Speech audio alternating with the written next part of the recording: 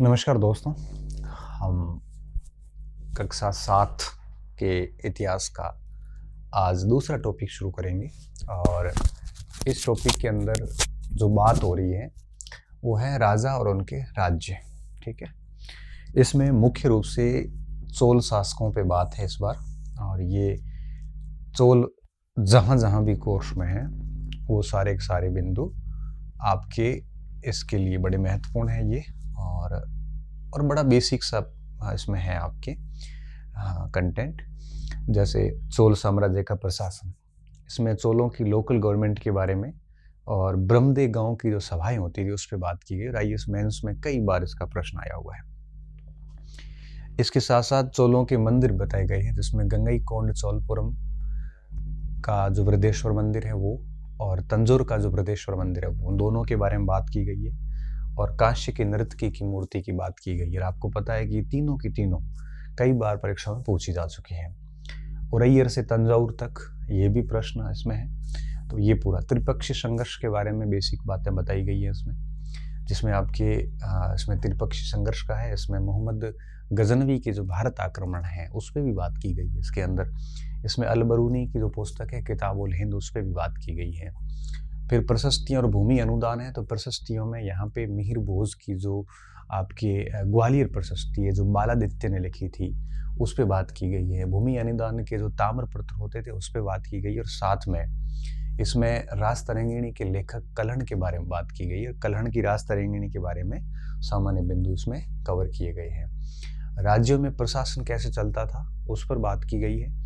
और फिर नए राजवंशों का उदय, तो इसमें राजपूत काल के अंदर कौन कौन से राजपूत राज्यों का एक प्रकार से विकास हुआ था उस पॉइंट पे इसमें बात की गई है। तो कहने का मेरा मतलब ये कि बड़ा इंटरेस्टिंग टॉपिक है। और ये पूरी पुस्तक जो है 7वीं कक्षा की, ये 750 से लेके और आपके 1750 तक का जो मध्यकाल है उस पूरे को कवर करती है, इंक्लूडिंग जो पूर्व मध्यकाल है उसको भी साथ में कवर करता है। तो इस किताब में हमें काफ़ी चीज़ें मिलने वाली है। कक्षा 6 में जो हमारा अतीत है उसमें मैंने 17 लेक्चर डाल रखे हैं, आप देख लेना। उनमें आपके प्राचीन पूरा कवर था, इसमें मध्य पूरा कवर है। और ये 8 पार्ट है, दूसरा शुरू किया है। 8 पूरे होते ही हम आधुनिक शुरू करेंगे, जिसमें 8वीं कक्षा में आधुनिक भारत पूरा ही है। ये 3 करने के बाद हम सीधे 12th क्लास में जाएंगे, क्योंकि 9th 10th और 11th में वर्ल्ड ज्योग्राफी है वो मैं एप्लीकेशन पे करवाऊंगा, यहाँ पे नहीं करूँगा। यहाँ पे केवल इंडियन हिस्ट्री रहेगी। तो इंडियन हिस्ट्री में क्योंकि मोस्टली सारे एग्जाम्स में इंडियन हिस्ट्री रहती है। तो अब आप देखिए नए राज्यों का उदय, राज्यों में प्रशासन। अब मैं कोशिश करूँगा कि पहली जो 4 हेडिंग है इसको इस क्लास में करूँ, और आगे जो क्लास होगी उसमें चोल राज्य के बारे में पूरी बात कर लूँगा। ठीक है, तो 2 क्लासेस होगी इसमें, और एक एक क्लास को हम शुरू करते हैं। पहले मैं समझाऊंगा, साथ साथ में लिखता जाऊंगा। और नोट्स पद्धति से हम पढ़ रहे हैं, इसमें साथ साथ में आपके नोट्स भी रेडी हो जाएंगे। ये किताबें पढ़ने के बाद आपको NCERT का कोई भी ब्रीफ किताबें जो तो मार्केट में आती है, जीस्ट आते हैं, उनको किसी को पढ़ने की आवश्यकता नहीं है। आप केवल इतना पढ़ लेना। और साथ में अगर आपको लगे कि आप फ्री बैठे हैं तो आप मूल किताब ला के साथ में पढ़ सकते हैं। उसमें आपको ठीक ही लगेगा, खराब नहीं लगेगा, पढ़ना ही चाहते हैं तो। अगर आपको लगता है कि भाई मैं केवल इस पर डिपेंड रहूँगा, तो आपको जीस्ट पढ़ने की, मार्केट के मटेरियल की आवश्यकता नहीं है। और इसको आप अच्छे से समझ लीजिए मेरी क्लास को, साथ में शॉर्ट में नोट्स बनाते लीजिए। और साथ में अगर आपको लगता है कि नहीं टॉपिक भी पढ़ लेता हूँ, तो बड़े टॉपिक है नहीं, आप आराम से हर टॉपिक 5-7 पेज का है, और ये पढ़ने के बाद उसको पढ़ोगे तो आपको समझ में भी बढ़िया आ जाएगा। और कोई तथ्य जो आपको लगता है कि ऐड करना चाहिए, तो ऐसा कोई तथ्य होगा नहीं, क्योंकि मैंने सारे फैक्ट्स ले लिए हैं जो मेरी समझ के अनुसार ठीक थे, और एडवांस में भी फैक्ट हमने डाल दिए हैं। तो आप एक बिल्कुल निश्चिंत रहिए।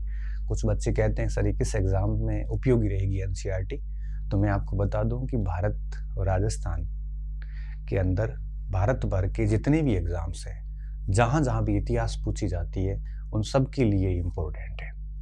ऐसा कोई एग्ज़ाम्स नहीं होगा जिसमें इतिहास नहीं पूछी जाती। कई पेपर तो NCERT बेस्ड ही आते हैं पूरे, तो सब में काम आएगी। और ऐसा कोई पेपर होता नहीं जिसमें इंडियन हिस्ट्री होती नहीं है। तो मुझे लगता है कि ये बेसिक्स है। और कई बच्चे कहते सर हम कौन से टॉपिक पढ़ें। मुझे लगता है कि टॉपिक की बजाय आप समग्रता से पढ़ोगे तो चीज़ें अच्छे से याद होगी। तो मुझे ये बताने की आवश्यकता नहीं कि आपको कौन सा टॉपिक पढ़ना है, आपको जो ठीक लगे वो पढ़ लीजिए। लेकिन एक सुलझा हुआ विद्यार्थी हमेशा पूर्णता के साथ चीज़ें पढ़ता है, चुन चुन के टॉपिक नहीं पढ़ेगा कि जैसे एक टॉपिक पढ़ लिया 2 नहीं पढ़ोगे तो परिणाम ये निकलता है कि अल्टीमेटली आप है वो कोर्स पूर्ण नहीं कर पाओगे और सही तरीके से चीज़ें आपको समझ में नहीं आएगी। ठीक है, तो हम बात शुरू करने जा रहे हैं राजा और उनके राज्य कैसे चलते थे। देखिए, सबसे पहला पॉइंट, इस समय मैंने आपको बताया था कि जैसे ही गुप्त काल खत्म हुआ भारत के अंदर और हर्षवर्धन और ये पुष्यभूति वंश जो था, जैसे अपन वर्धन वंश भी कहते हैं, ये आरंभ हो चुका था। और ये जैसे खत्म हुआ तो उसके बाद में भारत में कोई भी केंद्रीय शक्ति नहीं थी, सेंटर पावर नहीं था। और आपको पता है कि जब केंद्रीय शक्ति नहीं होती है तो जो राज्य होते हैं वो अपने आप को आज़ाद घोषित कर देते हैं। जब केंद्रीय शक्ति होती है, केंद्र जब ताकतवर होता है तो स्टेट अपनी स्वतंत्रता घोषित नहीं कर सकता, क्योंकि केंद्र उनके ऊपर कभी भी अभियान कर सकता है। और ये स्थिति ऐसी बनती है कि चाहकर भी स्टेट केंद्र के अधीन रहते हैं, न चाहते हुए भी, क्योंकि वो अपने आप को स्वतंत्र नहीं कर सकते। और जब केंद्र कमजोर होता है तब स्टेट अपने आप को आजाद घोषित कर देते हैं और परिणाम ये निकलता है कि कई सारी पावर अस्तित्व में आ जाती, कई सारी शक्तियां अस्तित्व में आ जाती है। अब आप देखिए, 650 के बाद हर्षवर्धन की मृत्यु के साथ ही वर्धन वंश समाप्त हो गया। और वर्धन वंश समाप्त होने के बाद कोई केंद्रीय शक्ति नहीं रही। और जब कोई केंद्रीय शक्ति नहीं रही तो भारत के अंदर विभिन्न क्षेत्रों में जो शक्तिशाली जातियां रहती थी, स्पेशली राजपूत, कुछ जगह पे मराठा, कुछ जगहों पे जाट, इन जातियों ने अपने आप को स्वतंत्र घोषित कर दिया और अपने अपने राज्य बना दिए गए। तो इस प्रकार 650 के बाद, 7वीं शताब्दी आप कह दो, उसके बाद है वो भारत के अंदर कई राजपूत राज्य अस्तित्व में आए।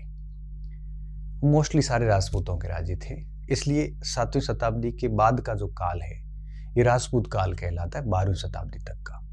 जब तक मुसलमानों का शासन शुरू नहीं हुआ तब तक हम इसको राजपूत काल कहते हैं, 7वीं से 12वीं शताब्दी। और ये किताब पूरी उसी की है। इस किताब में 12वीं शताब्दी के बाद सल्तनत काल आया, वो अगला टॉपिक सल्तनत काल है, उसके बाद मुगल काल का टॉपिक है। तो इसको आप यूं समझ लीजिए कि 7वीं से 12वीं शताब्दी तक कई क्षेत्रीय शक्तियों का उदय हुआ। जैसे आपके चौहान थे, परमार थे, चालुक्य थे, जेजाक भुक्ति के चंदेल थे, कन्नौज वाराणसी के आपके गेहड़वाल थे, ये सारे चालुक्य थे गुजरात के अंदर। मालवा के परमार थे, गुर्जर प्रतिहार थे, इन सब ने आज़ाद घोषित कर दी। और ये सभी मोस्टली राजपूत थे, इसलिए इस पूरे काल को हम राजपूत काल भी कहते हैं। जैसा कि ईश्वरी प्रसाद इसको state with in the state का काल कहते हैं, राज्य के भीतर राज्यों का काल ईश्वरी प्रसाद इसको कहते हैं। इस दौरान कई राज्य अस्तित्व में आए, जैसे चौहान आए, मैं इसको अंडरलाइन कर देता हूँ, कई राज्य अस्तित्व में आए, जैसे चौहान अस्तित्व में आए, ठीक है, परमार अस्तित्व में आए, परमार, एक सेकेंड, चौहान, परमार, यहाँ पे कन्नौज के अंदर आपके गेहड़वाल, जेजाक भुक्ति के चंदेल, गुर्जर प्रतिहार, इधर बंगाल में पाल वंश के शासन शुरू हुआ, दक्षिण में इधर पूर्वी चालुक्य, इधर राष्ट्रकूट शासक हो गए, चोल हो गए। ये पूरा मैप दिया हो, आप इसको बढ़िया से देखना मैप को अच्छी तरीके से, किताब में भी है और मैं भी आपको बता रहा हूँ। गुर्जर प्रतिहार, राष्ट्रकूट, चोल, पाल, चहमान, ये सारे आपके राज्य अस्तित्व में आए 7वीं से 12वीं शताब्दी के बीच में। इनके पीछे का कारण क्या था? केंद्रीय शक्ति का कमजोर होना। तो सेंट्रल पावर जब जब कमजोर हुई है तब तब राज्य अस्तित्व में आए। तो जब मुसलमानों का भारत पे अटैक हुआ, और इसी अवधि में अटैक हुआ था, तब उनको किसी एक शक्ति से नहीं लड़ना था। अगर ये सारे एक होते तो मुस्लिम कभी सफल नहीं हो पाते थे, कभी सफल नहीं हो पाते। इधर सब दिक्कत क्या थी, सारे बिखरे हुए थे, आपस में लड़े हुए थे, और इसी इनकी जो आपसी जो द्वेष था, आपसी जो इनकी लड़ाई थी, उसी का फायदा बाहरी आक्रांताओं ने उठाया था। तो 7वीं से 12वीं शताब्दी के मध्य एक ढीला ढाला संघ, जैसे आप कह सकते हो, वो था। अब इन राजाओं का काल था ये 7वीं से 12वीं शताब्दी के बीच के प्रमुख राज्य थे, और ये बात हम यहाँ पे लिखेंगे, ठीक है। उसके बाद हम आगे बढ़ते हैं, ये विषय में प्रवेश कर रहे हैं। आप मेरे साथ समझते जाइए।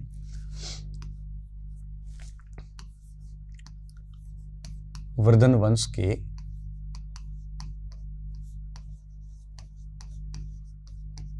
पतन के बाद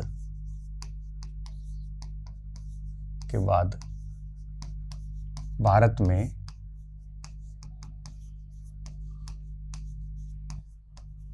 केंद्रीय शक्ति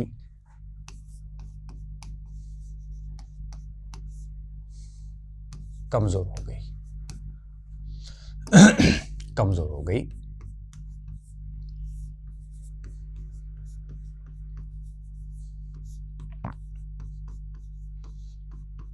परिणाम स्वरूप भारत के विभिन्न भागों में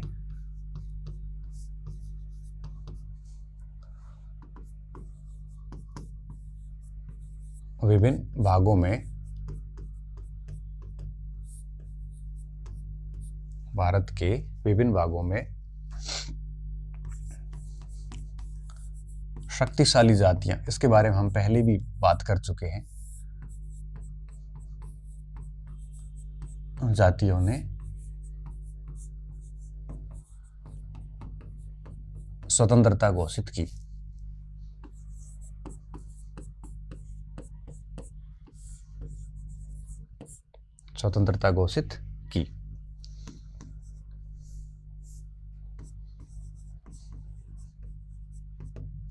जिनमें प्रमुख थे, ठीक है। अब इनमें देखो, ऐसा नहीं है कि सारे राजपूत थे। इनमें आपके जैसे मयूरवर्मन ये ब्राह्मण था, और कर्नाटक क्षेत्र में वनवासी एरिया में कदम्ब वंश की स्थापना की थी।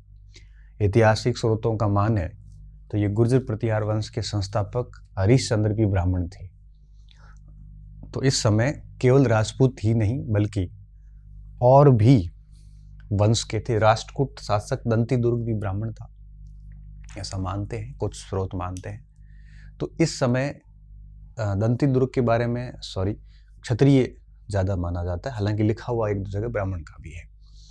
तो इस समय स्थिति ये थी कि कुछ जगह पे ऐसे चौहानों को भी ब्राह्मणों की संतान बता देते हैं, और चौहानों को ब्राह्मणों की संतान बिजोलिया के अंदर जो लेख मिला उसमें विप्रश्री वत्स गोत्र के ब्राह्मण बताया चौहानों को भी। खैर, ये बाद की बातें हैं। तो मेरा कहने का मतलब है कि इस अवधि में शक्तिशाली जातियों ने स्वतंत्रता घोषित की, जिनमें से कई प्रमुख थे, जैसे आपके अजमेर के चौहान,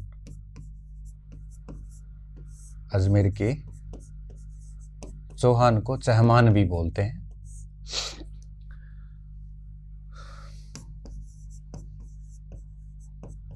और इसके साथ साथ आपके मालवा के परमार,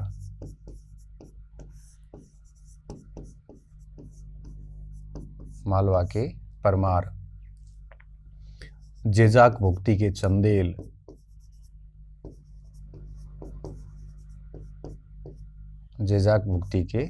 चंदेल, और बनारस व कन्नौज के गहड़वाल,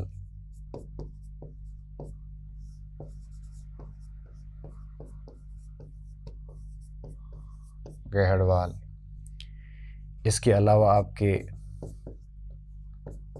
गुर्जर प्रतिहार, कई सारे थे, पाल,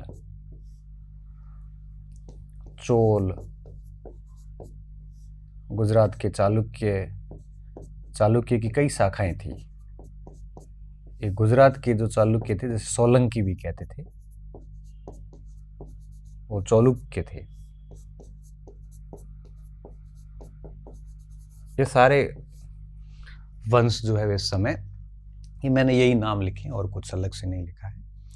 ये सारे सारे वंश इस समय स्थापित हुए थे और इनके पीछे से मेन जो मुख्य कारण था वो सिर्फ इतना था कि केंद्रीय शक्ति थी नहीं। केंद्रीय शक्ति होती तो इनको दबा के रखती है।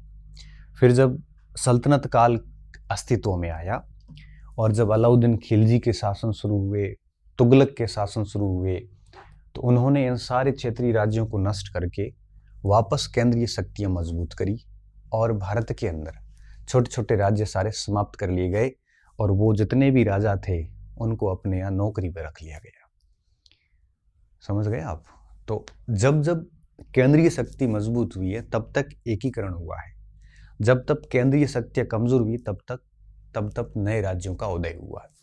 तो ये इस समय कई सारे नए राज्य उत्पन्न हुए थे, इसमें से मोस्टली सारे राजपूत थे।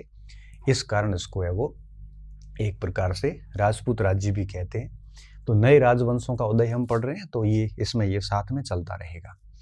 ठीक है, आगे देखिए, इसमें इसी हेडिंग का हिस्सा है, वैसे ये भी इसी हेडिंग का हिस्सा है, तो आप इसको टेंशन मत लें, ये एक ही बात है। ठीक है, आगे देखिए क्या हुआ।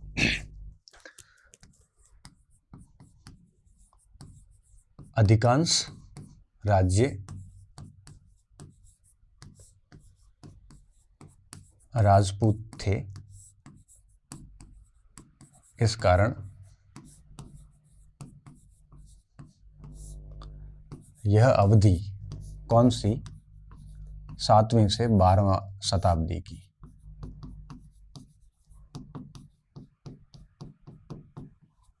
यह अवधि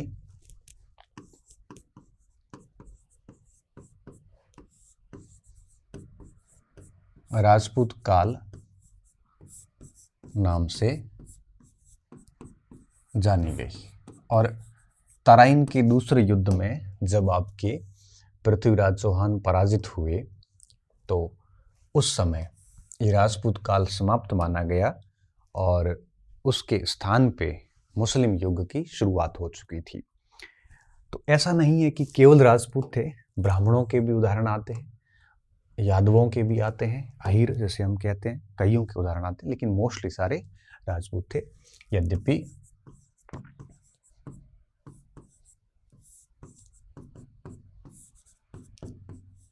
ब्राह्मण वंश भी थे।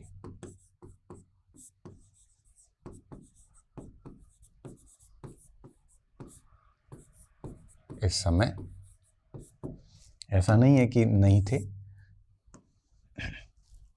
कौन से थे? जैसे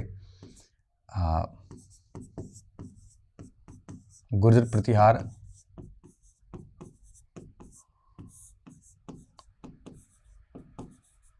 यही दो उदाहरण एनसीईआरटी ने दिए हैं।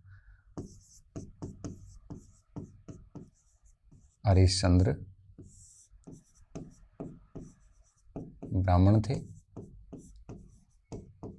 और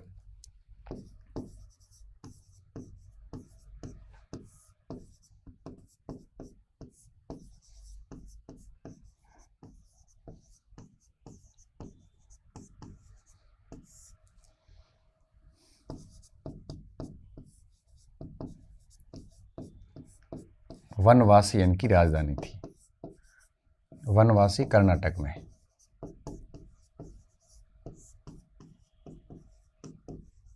तो ऐसा नहीं था कि केवल राजपूत थे, हाँ, लेकिन अधिकांश कौन थे? राजपूत थे। दो उदाहरण एनसीईआरटी ने अलग से दिए। अब मैं इस बात को वापस शुरू करता हूँ। तो अधिकांश शासक कौन थे? राजपूत थे, इसलिए इस काल का नाम इन्होंने बेसिकली क्या दिया है? एक प्रकार से राजपूत काल दिया है। ठीक है, ये मयूर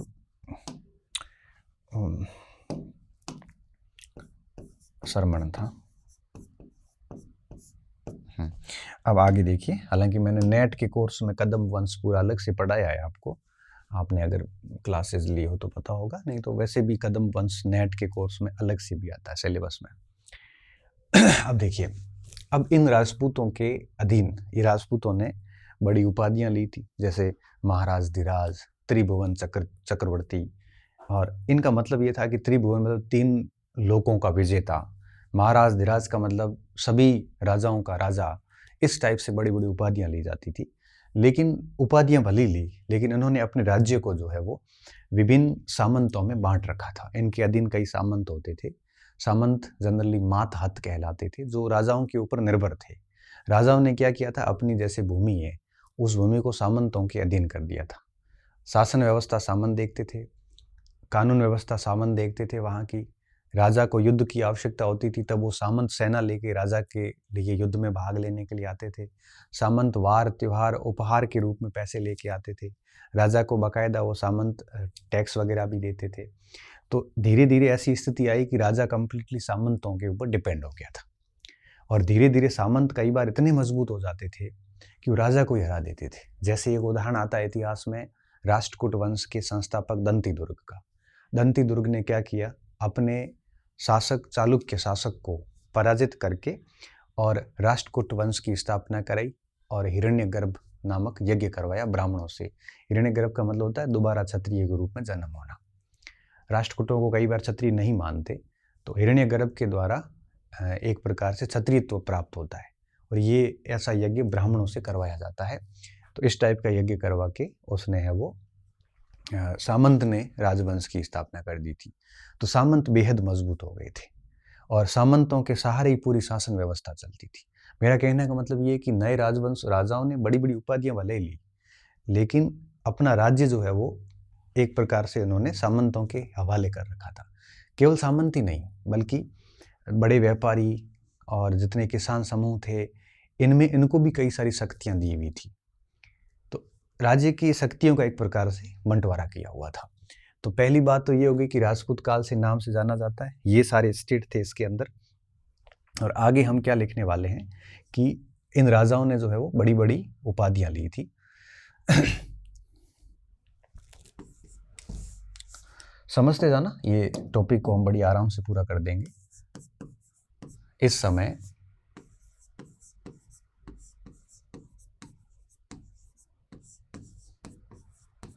राजाओं ने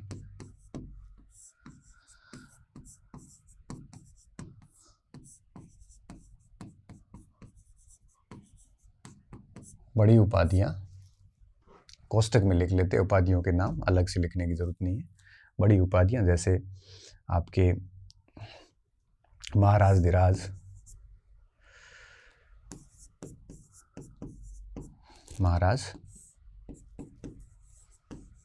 धीराज, त्रिभुवन चक्रवर्ती,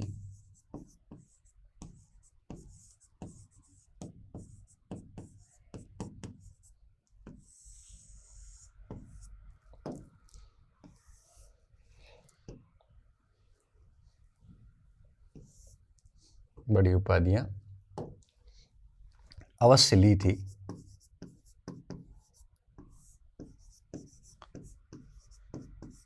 मगर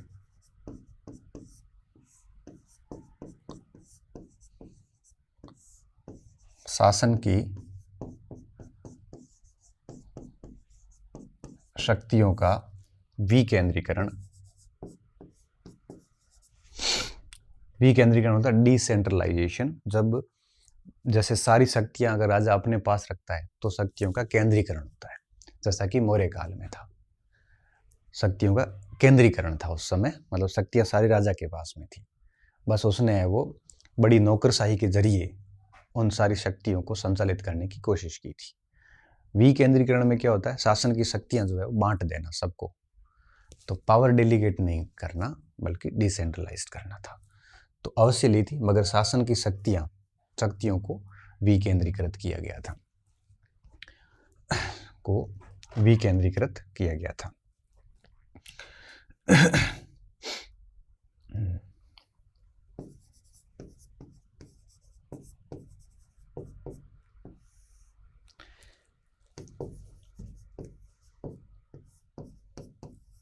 किया गया था, क्योंकि ऐसी शक्तियां लेने के बावजूद भी शासन के अंदर किसमें सामंत थे। सामंत को जनरली मात हाथ कहते थे। ब्राह्मण संगठन,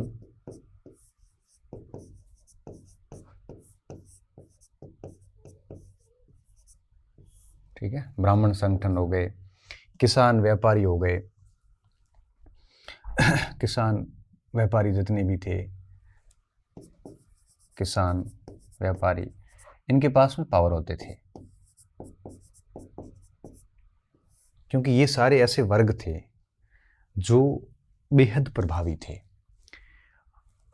बेहद प्रभावी इसलिए कि सामंत पूरी शासन व्यवस्था को संचालित करते थे, राजस्व वसूली का काम करते थे। ब्राह्मण संगठन जो थे, ब्राह्मण ऑलरेडी मजबूत थे, कोई भी कर्म कांड से लेके राजाओं को सलाह परामर्श से लेके सारा काम ब्राह्मण करते थे। किसान लगान, सबसे अधिक राजस्व का जो स्रोत था लगान, वो किसानों से प्राप्त होती थी। व्यापारी राजस्व देते थे, रेवेन्यू देते थे, और राजस्व जो है वही राजस्व राजाओं की पूरी राज्य की एक नींव थी, उसके बिना तो कोई काम नहीं होना था। इसलिए हम कहते हैं कि ये सारे बड़े पावरफुल थे और इनके पास में शासन की शक्तियां रहती थी। ठीक है, अब अपन एक एक को समझते हैं। पहले सामंत को देखते हैं और उसके बाद आगे देखते हैं। तो अब आप समझ गए होंगे कि राजपूत काल था, राजाओं ने उपाधियां ली थी और राजा इनकी सहायता से शासन करता था। राजा इनकी सहायता से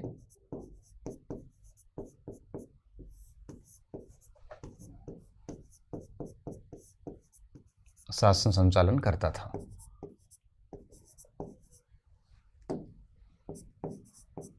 संचालन करता था। ठीक है, आगे देखिए। अब आप इसको लिखिए, स्क्रीनशॉट ले लीजिए, मैं आगे बढ़ता हूँ। ठीक है, अब इनकी सहायता से शासन संचालन होता कैसे था, राज्यों का प्रशासन कैसे काम करता था, इस पे हम सीधे आ जाते हैं। अब आगे देखिए। सबसे पहली बात, राजाओं ने अपनी जो भूमि थी वो सामंतों में विभाजित कर रखी थी। सामंतों को मात हत भी बोलते थे ऐसे। और सामंतों से राजा क्या उम्मीद रखते थे? युद्ध में सैनिक सहायता की उम्मीद रखते थे, उपहार की उम्मीद रखते थे, और साथ में अपने उस क्षेत्र के अंदर रेवेन्यू कलेक्ट करने की उम्मीद रखते थे, और शांति कानून व्यवस्था बनाए रखने की उम्मीद रखते थे। और इन स्थितियों के बाद परिणाम क्या निकला कि सामंत मजबूत हो गए और राजा जो थे वो डिपेंड हो गए किसके ऊपर? सामंतों के ऊपर। और कई बार सामंत जो थे वो बागी हो जाते थे और राजा इतना मजबूत होता ही नहीं था फिर, क्योंकि राजा सैनिक भी नहीं रखता था, वो सब सामंतों के ऊपर डिपेंड था। और कई बार ऐसी स्थिति आती थी कि वो सामंत राजा को पराजित करके नए राजवंश की स्थापना कर देता था। दंती दुर्ग का सबसे बढ़िया सा उदाहरण इसमें आता है। हम इसको लिखते हैं कि राजाओं ने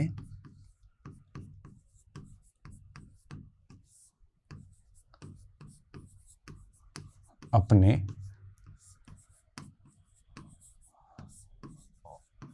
राज्य का बड़ा हिस्सा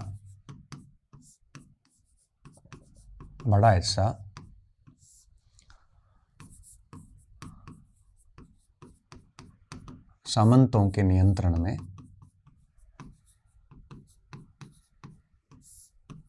रखा होता था।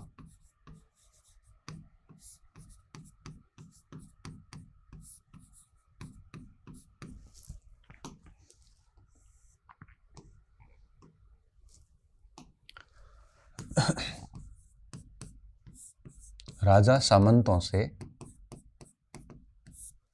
निम्न उम्मीदें रखता था।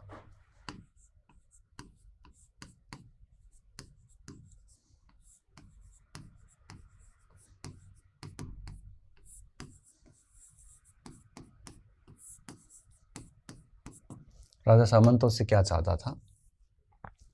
सबसे पहली बात, युद्ध में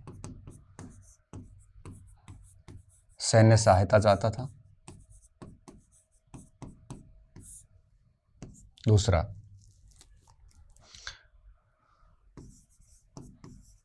कानून न्याय प्रशासन चाहता था, प्रशासन और क्या चाहता था, लगान मतलब उपहार, उपहार तथा आय का हिस्सा चाहता था।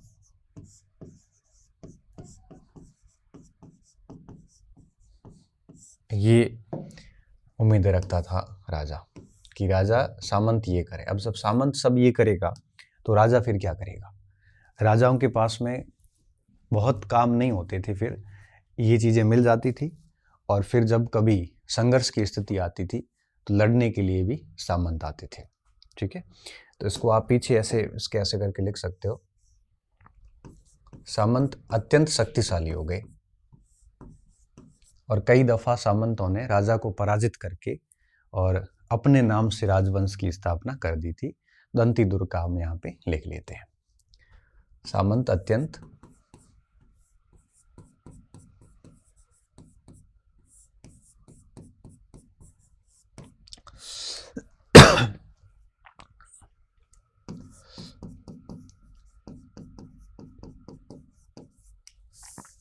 अत्यंत शक्तिशाली हो गए थे, हो जाते थे।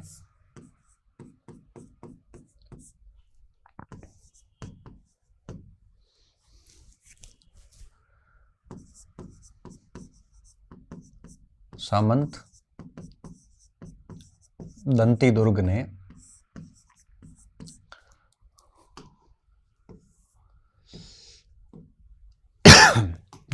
ने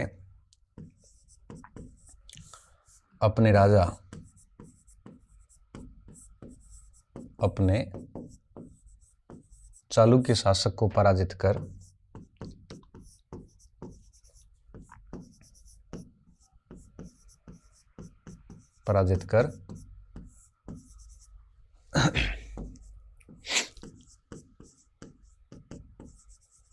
राष्ट्रकूट वंश की स्थापना की थी।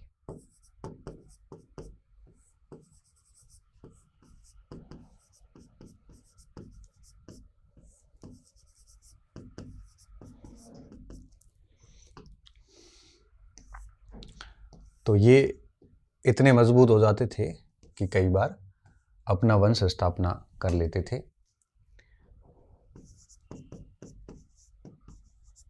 ब्राह्मणों की सहायता से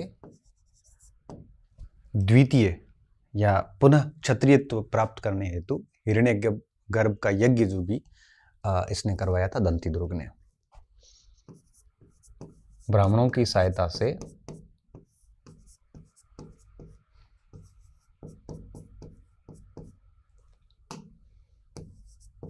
क्षत्रियत्व प्राप्त करने हेतु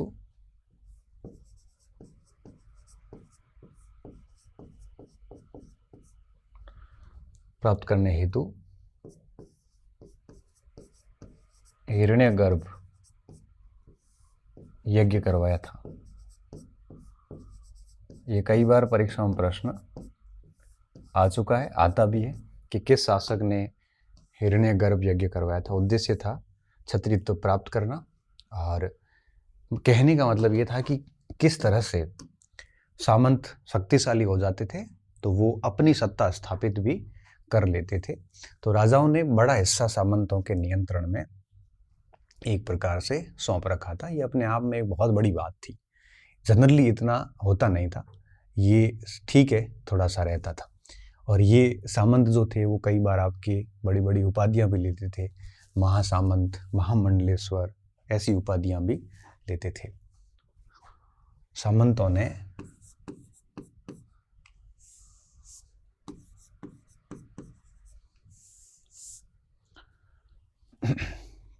यही लिख लेते हैं, सामंतों ने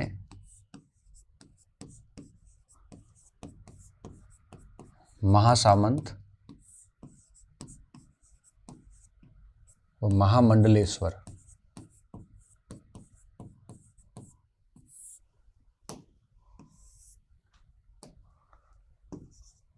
जैसी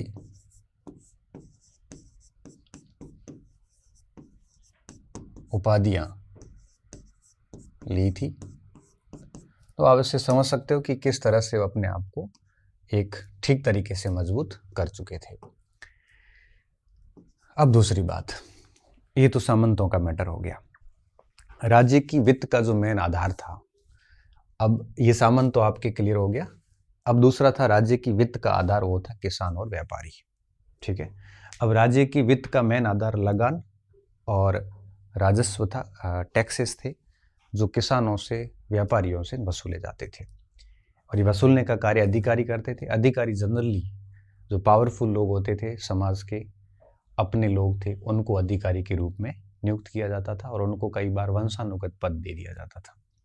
ये लोग टैक्स वसूलते थे और इसी टैक्स से राज्य के अंदर मंदिर बनाना हो, कोई काम करना हो, तालाब बनाना हो, सारे काम, युद्ध करना हो, ये सारे कार्य है वो उसी राजस्व से संपादित होते थे। चोल अभिलेखों में 400 टाइप के करों का उल्लेख है। कदमई, वेट्टी, और चोलों के अंदर तो देखिए आप, कदमई और वेट्टी के अलावा छत के ऊपर, खजूर के पेड़ के ऊपर चढ़ने के लिए जो सीढ़ी यूज की जाती है उस पर भी टैक्स लगता था। किसी घर की छत बनाते थे उसके ऊपर भी टैक्स लगता था। ऐसे ऐसे टैक्स थे। खेत के अंदर जाने के भी टैक्स थे। 400 टाइप के टैक्सेस का उल्लेख है वो चौल अभिलेखों में हमें मिलता है। तो इस समय कई सारे टैक्सेस थे और यही कर राज्य की इकोनॉमी के मेन बेस थे और ये कर जनरली व्यापारियों और किसानों से लिए जाते थे। इस कारण हम कहते हैं कि किसान और व्यापारी भी राज्य का एक महत्वपूर्ण हिस्सा हुआ करते थे उस समय। राजपूत काल की हम बात कर रहे हैं, तो आगे देखिए। तो अब देखिए क्या हुआ, ये सारी चीजें आ गई। अब देखिए आगे, राज्य की वित्त का जो प्रमुख आधार था, राज्य की वित्त का प्रमुख आधार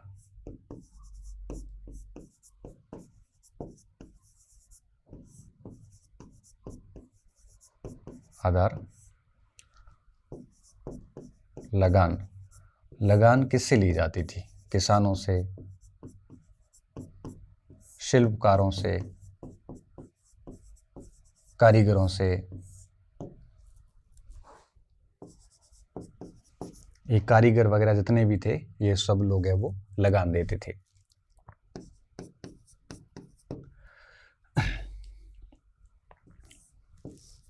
प्रमुख आधार लगान तथा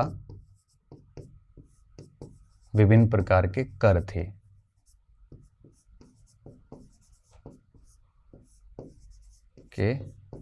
कर, जो कर थे। ठीक है, लगान और कर थे। इस राजस्व से या इस वित्त से क्या क्या होता था?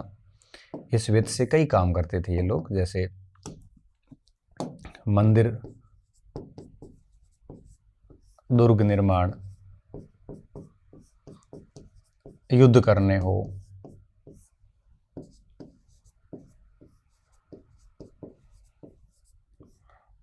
प्रशासनिक व्यय, तनख्वाह वगैरह देनी पड़ती थी। और राज्य के जितने भी खर्चे होते थे वो सारे इसी व्यय से होते थे। ये सारा पैसा जो है वो लगान और विभिन्न प्रकार के करों से वसूला जाता था। वसूलने की जिम्मेदारी अपने अजीज लोगों को दी जाती थी, उन्हीं को अधिकारी बनाया जाता था और वो जनरली प्रभावशाली परिवारों से होते थे इनके लोग, और ये वंशानुगत पद कई बार दे देते थे। राजस्व वसूली का कार्य, राजस्व वसूली का कार्य, एक मिनट जगह नहीं है, अगली स्लाइड पे आता हूँ, आप इसको लिख लीजिए। एक सेकेंड, यहाँ लिख लीजिए, नई स्लाइड ले लेते हैं। राजस्व वसूली का कार्य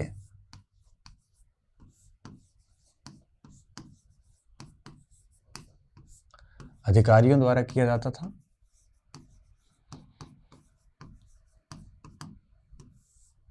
अधिकारियों द्वारा किया जाता था।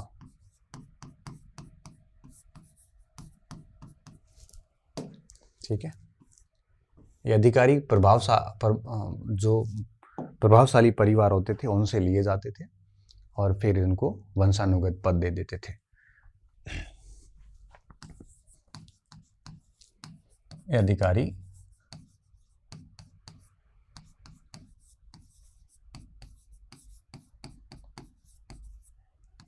प्रभावशाली परिवारों से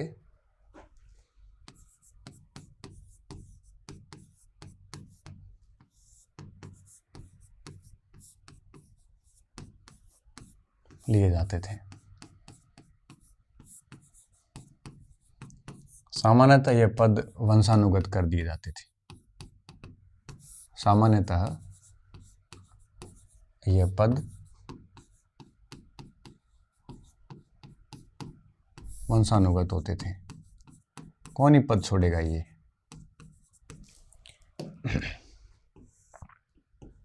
ठीक है, प्रभावशाली परिवारों से लिए जाते थे और ये आजकल तो कैसे लेते हैं, आजकल परीक्षा लेते हैं, रिटर्न करते हैं।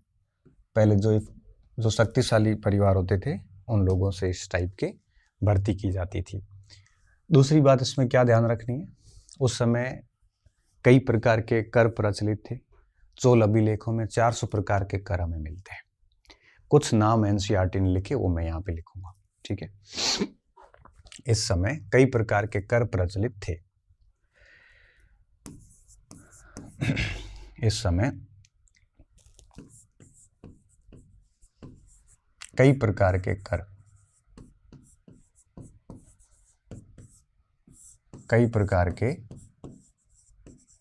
प्रचलित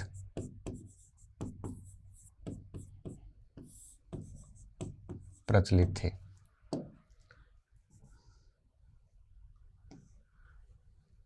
एक सेकेंड। कई प्रकार के कर प्रचलित थे। चोल अभिलेखों में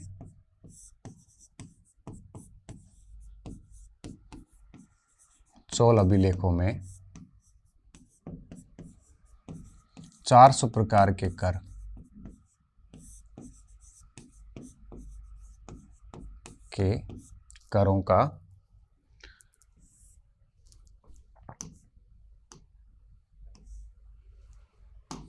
करों का विवरण है।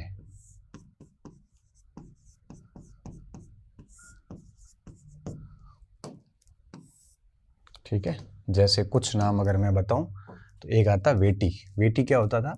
वेटी जबरन श्रम करवाया जाता था, पैसे नहीं दिए जाते थे बल्कि जबरन श्रम प्रणाली थी। कोई सड़क बनानी हो या फिर कोई आपके यूं कहिए कि कई बड़े लोगों के काम करवाने हो तो वेटी कहते थे उसको। दूसरा था कदमई। कदमई था बेसिकली भू राजस्व।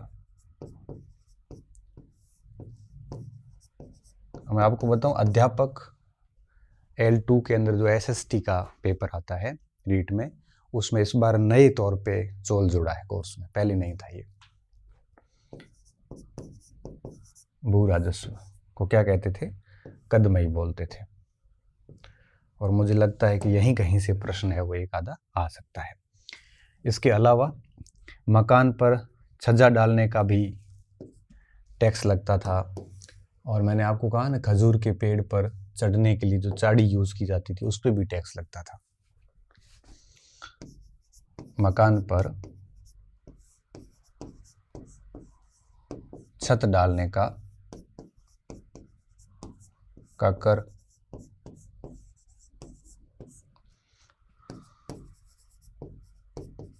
खजूर, ताड़ वृक्ष पर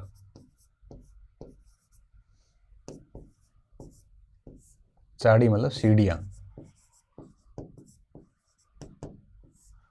उपयोग करने का कर, 400 प्रकार के कर थे।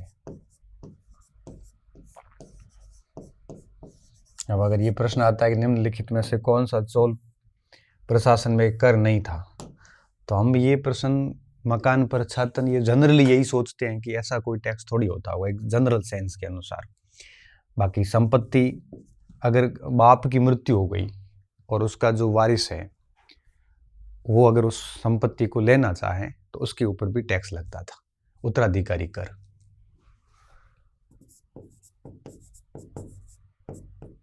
संपत्ति पर उत्तराधिकारी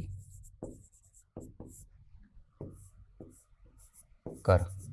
तो ऐसे कई सारे टैक्स है वो लगते थे। मैंने तो 4 नाम वही बताए हैं, 5 नाम जो एनसीईआरटी ने बाकायदा एक ब्लॉक करके अलग से लिखे हैं, बाकी मैंने तो उसको छोड़ दिए। मोस्टली 5 नाम एनसीईआरटी वाले हमने ले लिए। ठीक है, इसको लिखिए, आगे बढ़ते हैं।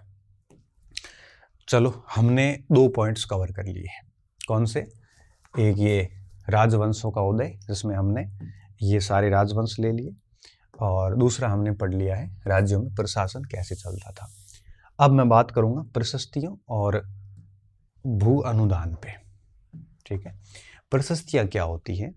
प्रशस्तियां, आप है ना, ये चित्र जो मैंने लिए आप उसको भी देखते रहना साथ में। जैसे ये एलोरा का जो गुफा चित्र है, एलोरा के अंदर गुफाएं हैं, राष्ट्रकूटों के समय की है।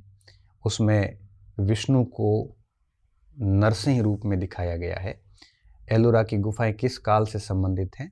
राष्ट्रकूट से संबंधित है। इसको आप बढ़िया से याद कर लेना और साइड में नोट करके डाल देना। ये प्रशस्तियां हैं। प्रशस्तियां क्या होती है? बेसिकली अभिलेखों का ही भाग होती है। ऐसे अभिलेख, इंस्क्रिप्शन, जो किसी राजा की प्रशंसा में लिखे गए हो, जिसमें किसी राजा की उपलब्धियों के बारे में लिखा गया। जैसे हमने एनसीईआरटी कक्षा 6 में पढ़ा था समुद्रगुप्त की प्रयाग प्रशस्ति। तो जब हम राजाओं के बारे में उसकी प्रशंसा करते हैं, उसके युद्धों के विजयों की बात करते हैं, तो हम उस अभिलेख को क्या कहते हैं? प्रशस्ति कहते हैं, और कुछ भी नहीं है। अभिलेख, सारे अभिलेख होते हैं। पत्थर पर लिखा है, शिला पे लिखा है, शिला पे, तो हम उसको शिलालेख कहते हैं। तांबे पे लिखा है तो हम उसको ताम्रलेख कहते हैं। किसी गुफा पे लिखा है तो हम उसको गुफा लेख कहते हैं, केव आपके इंस्क्रिप्शन कहते हैं। किसी पिलर पे लिखा है तो पिलर इंस्क्रिप्शन कहते हैं, स्तंभ लेख कहते हैं। किसी मंदिर पे लिखा है तो मंदिर लेख कहते हैं। मतलब धातु के ऊपर लिखा है तो धातु लेख कहते हैं। और ये सारे के सारे जो लेख हैं, ये सारे के सारे अभिलेख कहलाते हैं। तो अभिलेख की ये कैटेगरी है सारी। अभिलेख में भी अगर ये कैसा अभिलेख है? ये ताम्र अभिलेख है। और ताम्र अभिलेख वो माना जाता था जैसे ऊपर राजकीय मोहर होती थी। राजकीय मोहर के बिना के ताम्रलेख माने नहीं जाते थे। ये राजकीय मोहर ताम्रलेख की प्रमाणिकता थी कि वाकई में इसी शासक ने ये ताम्रलेख दिया है। ताम्रलेख क्या होता था? जनरली भूमि अनुदान पे दिया जाता था। जैसे मैं ब्राह्मण हूं और किसी राजपूत शासक है या कोई दूसरा शासक है, मुझे भूमि अनुदान दिया। अब मुझे भूमि अनुदान दिया तो उस भूमि का अनुदान वो किसी तांबे के ऊपर ऐसे लिखवाएगा कि फला फला राजा ने इस व्यक्ति के नाम इतनी जमीन इस क्षेत्र तक की दी है। और वो लिखवाने के बाद में उसको इस तरह से तांबे को ऐसे, तांबे की ऐसे शिला उसको है वो बांधेगा उसको, और नीचे यहाँ पे मोहर लगा के देता था। फिर वो ताम्रपत्री उसके पास में रहती थी। तो ताम्रपत्री अपने आप में एक अभिलेख होता है जिसे तुम ताम्रलेख कह सकते हैं। ये एक ऐसा ही ताम्रलेख है जो संस्कृत और तमिल में लिखा हुआ है। ठीक है, हमने ये बात की, देखो आपने अगर इसको पढ़ा हो, देखा हो, तो ये लिखो कि उन पर मोहर लगी हुई है, और मोहर प्रमाणिकता का दस्तावेज माना जाता था। और ये एक शासक का है जिसमें भूमि अनुदान का विवरण दिया गया है, और जिन कड़ियों में ये जुड़ा है वहाँ पे लगा हुआ है। और ये संस्कृत का एक, तमिल का एक ताम्रपत्र है। ठीक है, तो 9वीं शताब्दी का ताम्रपत्र है। तो ऐसे ताम्रपत्र जनरली भूमि अनुदान के संबंध में दिए जाते थे। और दक्षिण भारत वगैरह में भूमि अनुदान की परंपरा थी। हमने गुप्त काल जब पढ़ा था तो उसमें भी भूमि अनुदान के कई सारे अभिलेख हमें प्राप्त होते हैं। राजा जनरली भूमि अनुदान देता रहता था। अब आगे देखिए आप। अब दूसरा शब्द आता है प्रशस्ति, मैंने बता दिया, भूमि अनुदान बता दिया। ये 2 ऐसे शब्द हैं जो हम आगे अब पढ़ने वाले हैं। तो राजा उस समय, आप सोचिए कि राजा इस तरह से शासन करता था, ऐसे टैक्स चलता था। अब साथ साथ में राजा अपनी उपलब्धियों के लिए प्रशस्तियां लिखवाते थे। हालांकि हम जिस प्रशस्ति की बात करने वाले हैं वो प्रशस्ति उसके बेटे ने लिखवाई है। हम बात करने वाले हैं ग्वालियर प्रशस्ति की। ग्वालियर प्रशस्ति है मिहिर भोज की, और उसमें लिखा किसका है? नागभट्ट द्वितीय का, जो कि मिहिर भोज का बाप था। वो बालादित्य ने उसको लिखा था। उसमें उसने क्या लिखा है कि राजकुमार के रूप में भी नागभट्ट ने कई सारे राज्यों को पराजित किया था, जिसमें सिंध से लेकर आपके नीचे आंध्र से लेकर और आपके गंगा से क्षेत्रों से लेकर इन राजाओं को पराजित किया था। उसने कन्नौज के चक्रा युद्ध को पराजित किया था। उसमें लिखा है कि उसने आपके गुजरात के अवध क्षेत्र से लेकर आपके बंगाल से लेकर और विभिन्न सारे उत्तर के वत्स और मत्स्य जैसे महाजनपदों क्षेत्र जो पहले हुआ करते थे, उन सभी क्षेत्रों को नागभट्ट ने पराजित किया। तो नागभट्ट की खूब प्रशंसा ग्वालियर अभिलेख में भी है, इसलिए कई बार ग्वालियर अभिलेख को ग्वालियर प्रशस्ति कहते हैं। तो राजा लोग क्या करते थे? अपनी प्रशस्तियां लिखवाते थे। राजा लोग भूमि अनुदान भी देते थे। तो इन दोनों के बारे में हम पढ़ेंगे। पहली लाइन हम क्या लिखेंगे कि ये राजा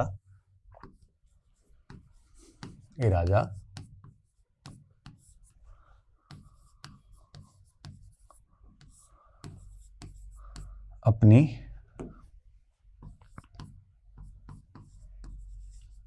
उपलब्धियों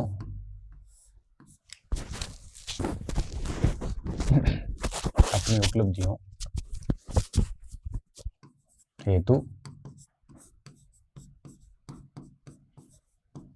प्रशस्ति लिखवाते थे।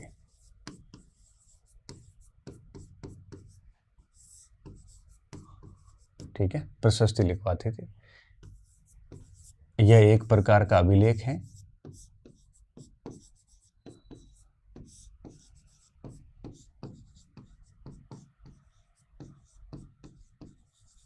अभिलेख होता था, अभिलेख है, जिसमें राजा की तारीफों के या राजा की तारीफों को लिखा जाता था।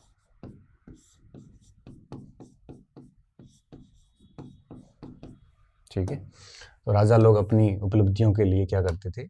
प्रशस्तियां लिखवाते थे। और एक ऐसी प्रशस्ति की हम बात करेंगे जिसमें मिहिर भोज की ग्वालियर प्रशस्ति।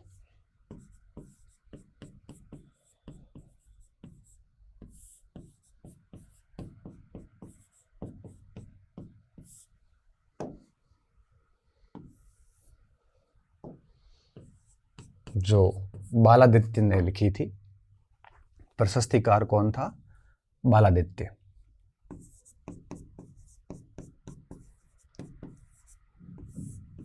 बालादित्य ने संस्कृत में लिखी थी।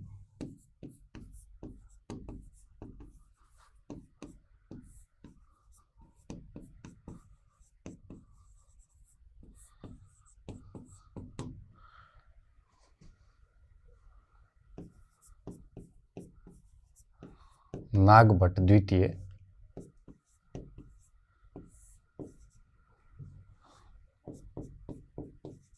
की यह प्रशस्ति है।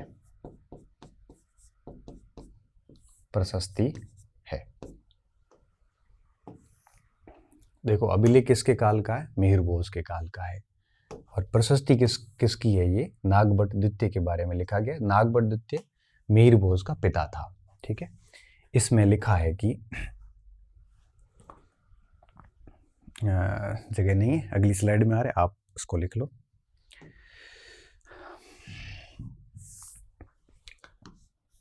ग्वालियर प्रशस्ति में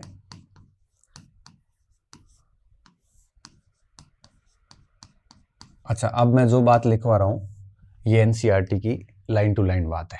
ठीक है, ये मत सोचना सर ने डेप्थ में पढ़ा दिया, ये वही पॉइंट्स पढ़ा रहा हूँ जो सच में एनसीईआरटी में लिखे हुए हैं। प्रशस्ति में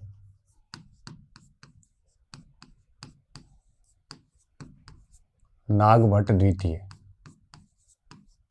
हेतु या नागभट्ट द्वितीय की प्रशंसा में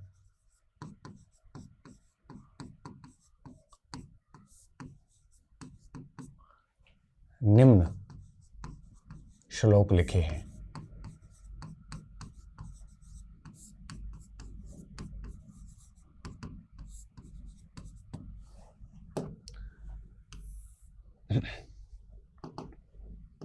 ठीक है, क्या क्या लिखा है देखो। 3 बातें आपको इसमें स्पेशली ध्यान रखनी है। पहली बात ये लिखी है कि आंध्र सैंधव, आंध्र मतलब आंध्र प्रदेश, सैंधव का मतलब सिंधु प्रदेश, सिंधु नदी क्षेत्र सैंधव, और विदर्भ, विदर्भ महाराष्ट्र का एरिया, विदर्भ, और कलिंग व कलिंग के राजाओं को राजकुमार के रूप में नागभट्ट ने पराजित किया था, के राजाओं को पराजित किया।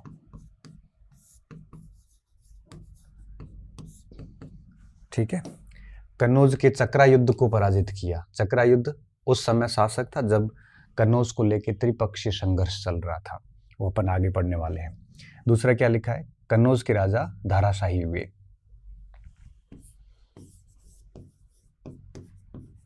कन्नौज के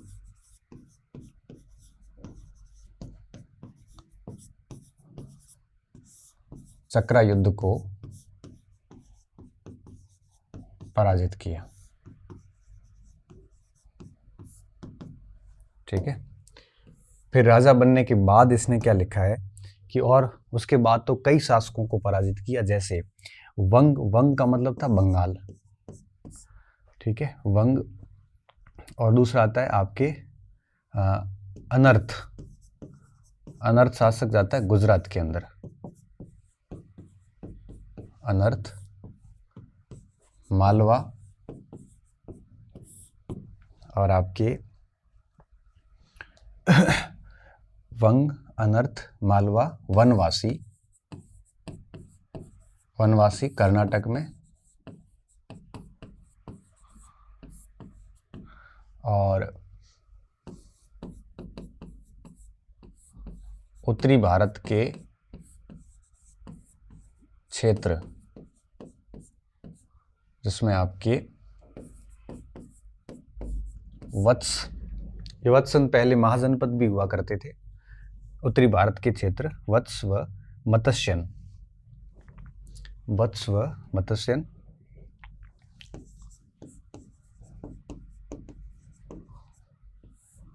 तथा तुर्क, तुर्क आता है, तुर्क क्षेत्र को कहते थे, आजकल तुर्किस्तान, तुर्क दंडा कर भी लगता था। तुर्क राजाओं को पराजित किया, राजाओं को पराजित किया। वनवासी के लिए उसने किरात शब्द यूज किया है। कौन सा? किरात। तो ये आप याद रखना, ये एनसीईआरटी का विवरण है, और पूछ लिया गया तो बहुत मुश्किल हो जाएगी। कैसे पूछते हैं? ऐसा विवरण देके 3-4 लाइन फिर लिख लेंगे कि ये विवरण किस शासक के लिए प्रयुक्त हुआ है, या किस शासक को वंग, अनर्थ, मालवा, किरात का विजेता कहा गया है। संस्कृत में श्लोक लिख के बता देंगे, पूछ लेंगे आपसे। तो इसका थोड़ा सा आप ध्यान रखना, क्योंकि ये बहुत इंपॉर्टेंट है। और ग्वालियर प्रशस्ति आपको बता दूं, बहुत महत्वपूर्ण प्रशस्ति मानी जाती है। एक तो बात ये हो गई, ठीक है। अब दूसरे पॉइंट पे आते हैं कि राजा प्रशस्तियों के साथ साथ भूमि अनुदान भी देता था, और भूमि अनुदान जब देता था तो वो राजकीय मुहर लगा ताम्रपत्र भी देता था। और ताम्रपत्र में लिखा क्या होता था? ताम्रपत्र में ये लिखा होता था कि यह राजा भूमि अनुदान दे रहा है इस ब्राह्मण को, इस व्यक्ति को, और इसके अंदर क्या क्या हम साथ में दे रहे हैं। हम मेड़ी बना के दे रहे हैं, हम इसमें पानी के टैंक, नहरें, हौद, ये सब बना के दे रहे हैं, हम इसको पूरा साफ करके दे रहे हैं, हम इसके अंदर झाड़ियाँ, फल, फूल, बगीचे वगैरह सब दे रहे हैं आपको। हम आपसे उम्मीद रखते हैं कि आप इसको, जल को वेस्ट नहीं करोगे, आप इसकी रक्षा करेंगे, आप इनसे टैक्स वसूलेंगे, और इसका एक हिस्सा राजा को भी देंगे। ये पूरी की पूरी विवरण जो है वो उस ताम्रपत्र में लिखी जाती थी। ऐसे कई ताम्रपत्र दक्षिण भारत से हमें प्राप्त होते हैं। बात को लिखेंगे हम यहाँ पे।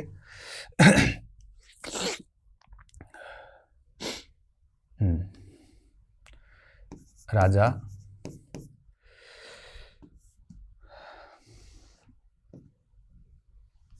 बड़ी संख्या में भूमि अनुदान भी देता था।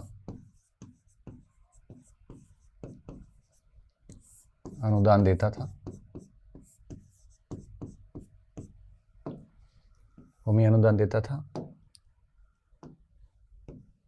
ठीक है।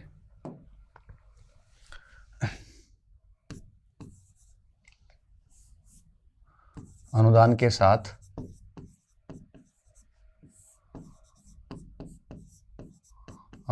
साथ राजकीय मुहर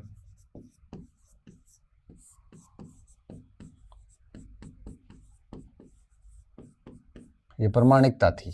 बिना राजकीय मुहर की ताम्रपत्र को माना नहीं जाता था, एक्सेप्ट नहीं किया जाता था, फर्जी भी हो सकती थी।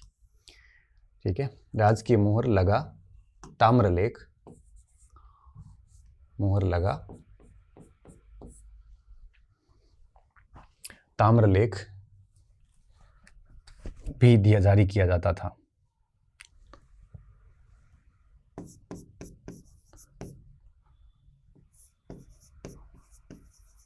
ताम्रलेख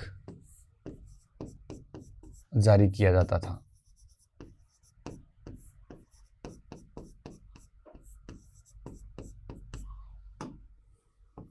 ठीक है।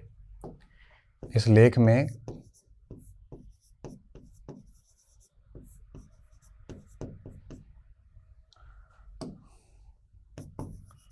विवरण होता था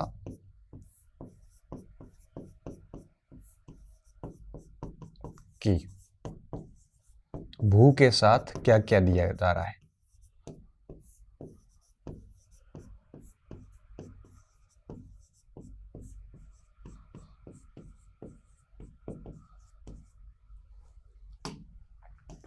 ठीक है। क्या क्या चीजें दी जा रही है वो सारा विवरण होता था।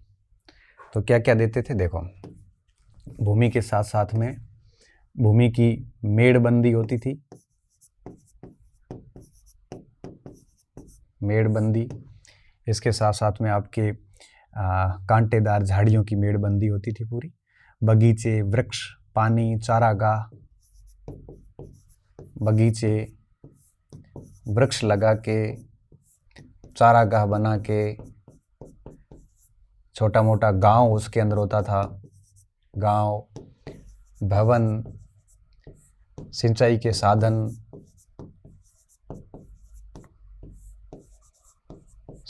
साधन, जिसमें आपके नहरें, तालाब, हौज, सरोवर,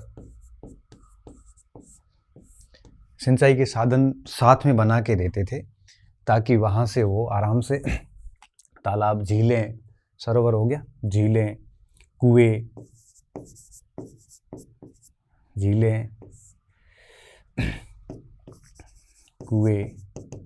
मधुमक्खियों के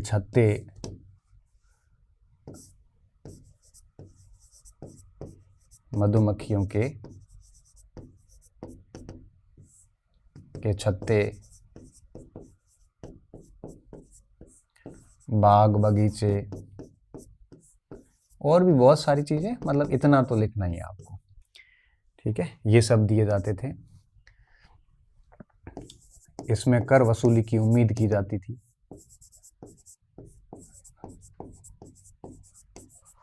वसूली होती थी और इसमें यह भी लिखा था कि राजा आपसे उम्मीद रखता है कि आप जल का नष्ट नहीं करोगे, जलीय क्षेत्रों का उपयोग सही तरीके से करोगे, पानी व्यर्थ नहीं जाना चाहिए। ये सारी चीजें भूमि अनुदान के साथ में दी जाती थी। इसमें यही सब कुछ लिखा हुआ है। ठीक है। तो आप इसको समझ गए होंगे, प्रशस्तियां और भूमि अनुदान। इसके साथ साथ में एक कलहण की राज तरंगिणी का भी इसमें विवरण आया हुआ है, आप उसको लिखिए। मैं साथ सोच रहा था वो विवरण भी आपको दे देता हूँ। ठीक है, इसमें एक विवरण जो है वो आपके इस समय राजाओं की जो जानकारी का स्रोत था, कलहण ने बखूबी दिया है। कलहण ने कश्मीर का इतिहास लिखा है, बड़ा बिल्कुल पुराने जितने भी पुराण थे, नीलमत पुराण वगैरह, ऐसे कई पुराणों का उपयोग करके और 11वीं-12वीं शताब्दी में इतिहास लिखा था। और यूरोपियन इतिहासकार इसको भारत के इतिहास लेखन की पहली वैज्ञानिक पुस्तक कहते हैं। इतना शानदार इतिहास लेखन कलहण ने किया था। राज तरंगिणी नाम है, इसमें 8 तरंगे हैं, टोटल अध्याय हैं 8, जिसमें कश्मीर का मुख्य रूप से इतिहास मिलता है। हालांकि कश्मीर के संबंध जिन जिन स्टेट से रहे थे उन सब का इतिहास इसमें है। तो कलहण की राज तरंगिणी बाद में 3 बार और भी लिखी गई। जौनराज के द्वारा लिखी गई, प्रजा भट्ट व सुक के द्वारा लिखी गई, श्रीवर के द्वारा लिखी गई, लेकिन मेन तरंगिणी जो थी वो कलहण ने लिखी थी। तो इसको अपन थोड़ा सा लिखते हैं। इस समय का इतिहास जानने का अहम स्रोत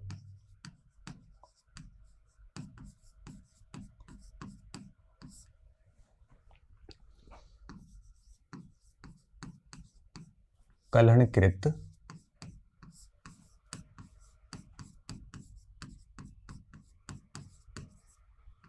राज तरंगिणी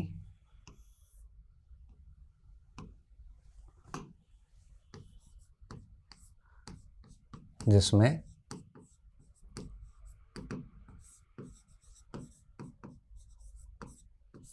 कश्मीर का इतिहास मुख्य रूप से है।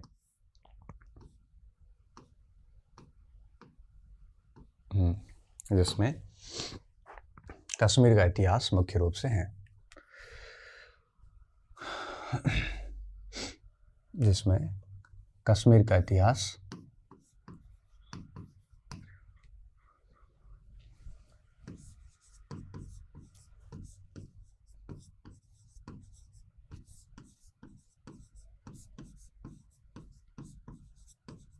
ठीक है।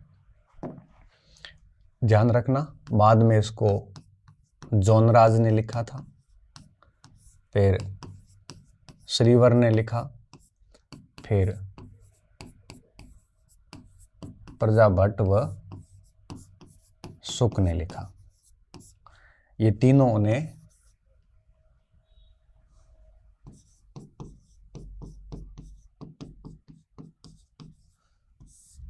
को एक क्रम से याद रखना आप, है ना, क्रम से। पहले दूसरी राज तरंगिणी जौनराज ने, तीसरी श्रीवर ने, चौथी प्रजा भट्ट व सुक ने लिखी। ये मेरी तरफ से एक्स्ट्रा इफेक्ट है, को कालांतर में लिखा गया।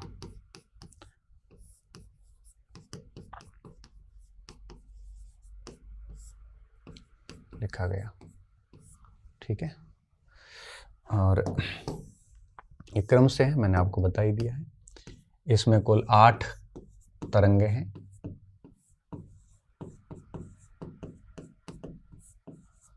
और नीलमत पुराण का यूज हुआ है मुख्य रूप से, सहित कई प्राथमिक स्रोतों का इसमें यूज किया गया है लिखने में। प्राथमिक स्रोतों का उपयोग हुआ इसमें। ठीक है, लिखने को तो बहुत है, लेकिन अभी अपन इसमें इतना ही लिखेंगे, ज़्यादा फिर छठी की सीमाएं जो है फिर पार हो जाएगी। बस इस बात का थोड़ा सा ध्यान रख लेना। ठीक है, अब हम अंत में आते हैं त्रिपक्षीय संघर्ष। फिर कल से हम चोल राज्य पे बात करेंगे, उरैयूर से तंजावुर की ओर चलेंगे। लेकिन उससे पहले आज की क्लास का अंतिम बिंदु त्रिपक्षीय संघर्ष मैं आपको समझा देता हूं। जैसे ये लड़ाई लड़ी गई कन्नौज को कारण, कन्नौज के कारण, और आप यूं समझ लीजिए जैसे ये भारत का मैप है, यहाँ पे कन्नौज आया हुआ है। अब इसको पाने के उद्देश्य से इधर से पाल, इधर से आपके प्रतिहार, और नीचे से राष्ट्रकूट, इन 3 पक्षों के बीच में तकरीबन 100 वर्षों तक लड़ाई चली, जिसको हम त्रिपक्षीय संघर्ष कहते हैं। और अल्टीमेटली इसमें प्रतिहारों की विजय हुई थी और गुर्जर प्रतिहारों ने अपनी राजधानी कन्नौज को स्थापित किया था। कन्नौज हर्षवर्धन की राजधानी रही थी पहले, और उससे पहले कन्नौज का कोई इतना महत्व नहीं है। ठीक है, उपजाऊ भूमि है और मैदानी क्षेत्र है, नदियों का क्षेत्र है, सिंचित क्षेत्र है, बस यही था। बाकी कन्नौज से पाटलिपुत्र वगैरह ज़्यादा स्ट्रेटजिकली महत्वपूर्ण वो स्थान थे, लेकिन लड़ाई कन्नौज को लेकर थी, थोड़ा प्रतिष्ठा का विषय था। तो यहाँ पे लड़ाई हुई थी। तो त्रिपक्षीय संघर्ष में हम थोड़ा सा लिखेंगे कि कन्नौज को लेकर या कन्नौज पर अधिकार को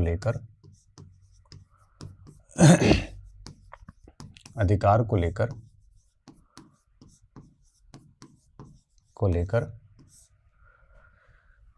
पाल, प्रतिहार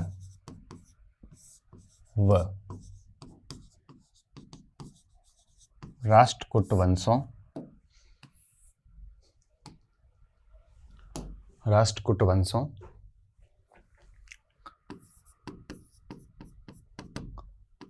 के मध्य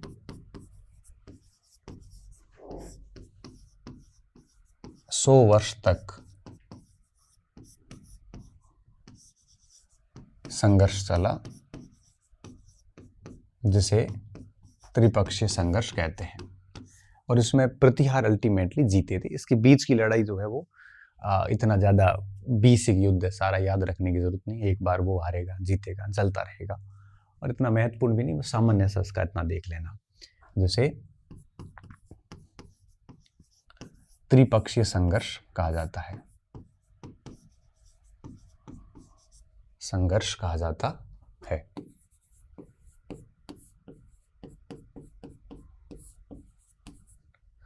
इसमें अंततः प्रतिहार जीते थे, प्रतिहार विजयी हुए।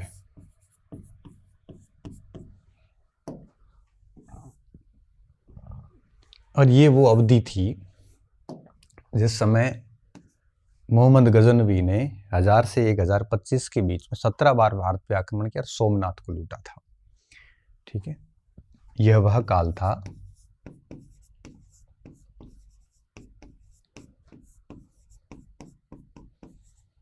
जब मुस्लिम आक्रमण हो रहे थे।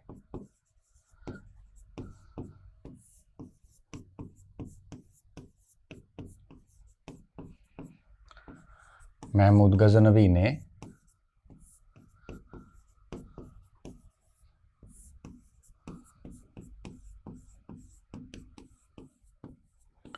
एक 1000 से 1025 के मध्य 17 बार भारत पर आक्रमण किया था।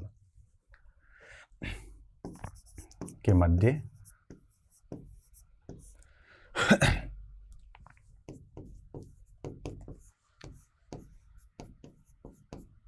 भारत पर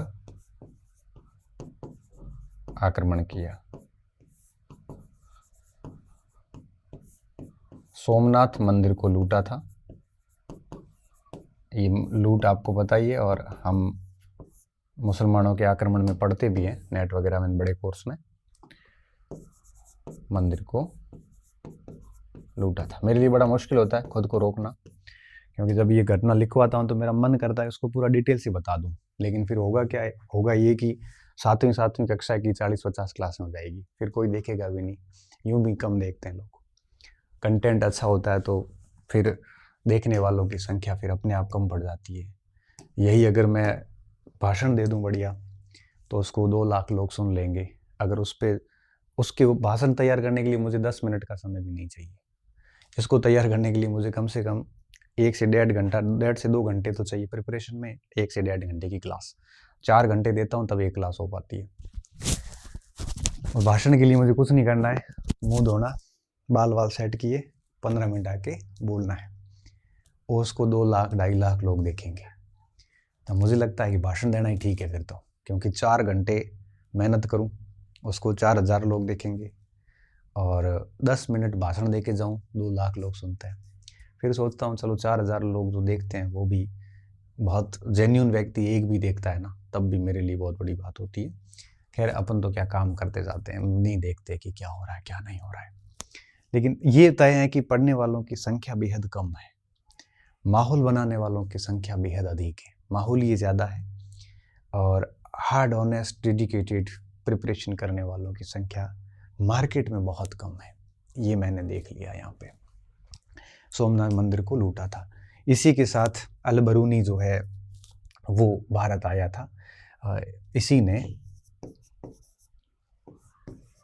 लेखा जोखा रखने के लिए अल-बरूनी की नियुक्ति की थी। इसी ने भारत का लेखा जोखा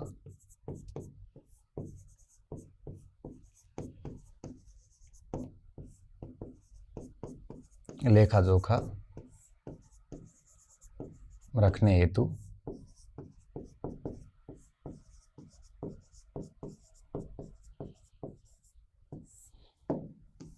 अल-बरूनी की नियुक्ति की थी।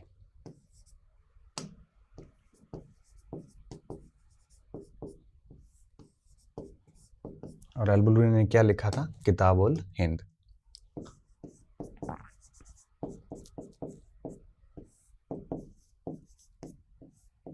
किताब-उल हिंद लिखा, ठीक है। और पृथ्वीराज के काल में अंततः ये सफल हुए। और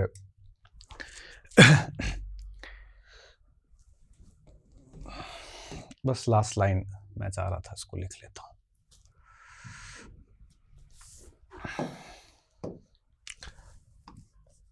इन सारे राजपूत राज्यों में चौहान सबसे मजबूत थे, जो दिल्ली और अजमेर को चाहते थे। इन्होंने गुजरात के चालुक्यों से, गहड़ वालों से लड़ाई करी, सबसे शत्रुता मोल ली। अंततः मोहम्मद गौरी से 1191 में जीते तराइन का युद्ध, और 92 में तराइन का युद्ध हारे।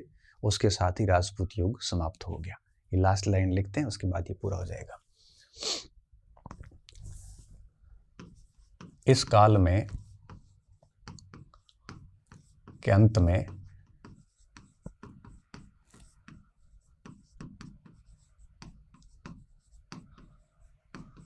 चौहान सबसे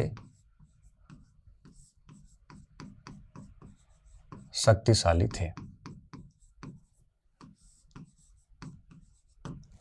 सबसे मजबूत कौन थे इस समय? चौहान सबसे मजबूत थे। और ये क्या चाहते थे? अजमेर इनकी राजधानी थी और ये अजमेर व दिल्ली पर अधिकार चाहते थे। अजमेर तो सदैव नियंत्रण चाहते थे,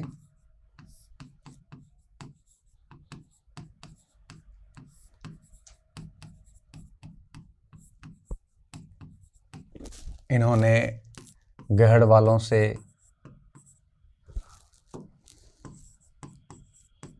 और चालुक्यों से लड़ाई, आपसी संघर्ष किए।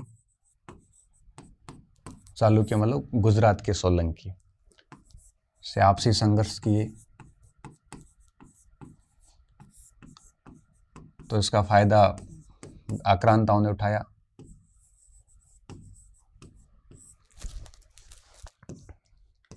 ग्यारह सौ 91 में मोहम्मद गौरी को पराजित किया। गौरी को तराइन प्रथम में पराजित किया।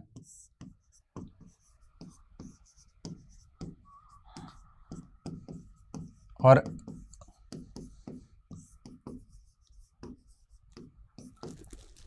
और 1192 में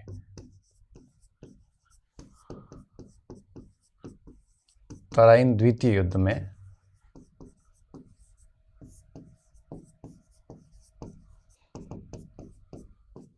गौरी ने पृथ्वीराज चौहान को पराजित किया। ये पृथ्वीराज चौहान थर्ड थे, को पराजित किया। और इसके साथ ही राजपूत काल समाप्त हुआ। इस हार के साथ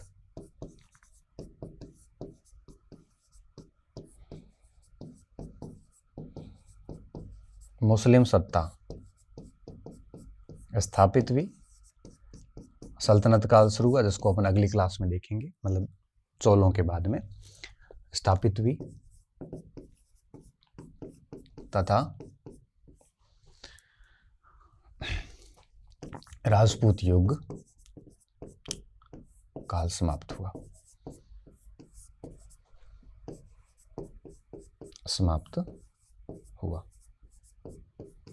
ठीक है।